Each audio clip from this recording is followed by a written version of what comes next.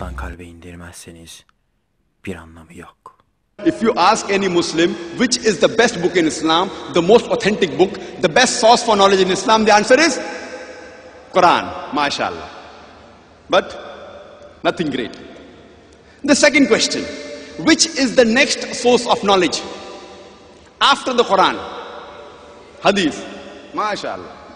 No two difference. Hadith of the Prophet Muhammad sallallahu alaihi wasallam.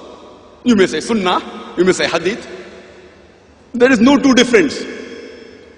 Everyone agrees. Whichever type of Muslim he may be, he agrees the first main source is Quran, the next is Hadith.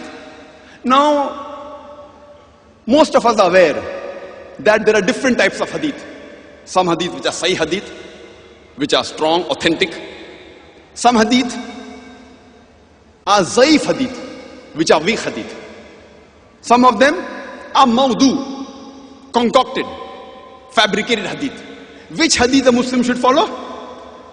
Sahih Hadith. MashaAllah. Three questions, the answer remains the same. It will not differ. Any type of Muslim you ask, whichever group he may belong to, whichever sect he may belong to, the answer is the same. Number one source is Quran, Allah's Kalam, Allah's word. Number two source is the sayings of the Prophet, the Hadith, the narration of the Prophet. Number three, that in the Hadith, what we have to follow is the Sahih Hadith. No two view at all. Come to common terms as been assigned you. Now based on these three answers, we proceed further. But when I ask a Muslim that what is he or what school of thought he belongs to or what is his madhab, most of the Indians, they tell me they are Hanafi. Some may say they are Shafi. If I go outside India and when I ask this question, besides Hanafi and Shafi, I may get the reply, I'm a Hanbali. Or some may say, I'm a Maliki. But in India, majority of the Muslims, they call themselves Hanafi.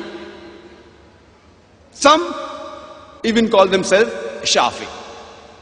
There are others, but these two are the major groups. I ask the next question. Brother, why are you a Hanafi? Why are you not a Shafi? So the common reply I get is, because my parents were Hanafi. My father was Hanafi, my mother was Hanafi, so I am a Hanafi. So then I ask him a question, what if your father was a Shafi? So he tells me, brother Zakir, if my father was a Shafi, even I would have been a Shafi. Answer is simple. I said, very good. Till here it is simple. What if your parents were non-Muslims? What would you be? Then there is a long pause. See, you told me if your parents, because your parents are Hanafi, you are a Hanafi. If your parents were Shafi, you would have been a Shafi. Very logical. What if your parents were non-Muslims? Then there is a long pause. I said, brother, why didn't you reply? He replied in a very soft tone. Maybe I would have been a non-Muslim. Softly he says, maybe I would have been a non-Muslim. So I said, fine.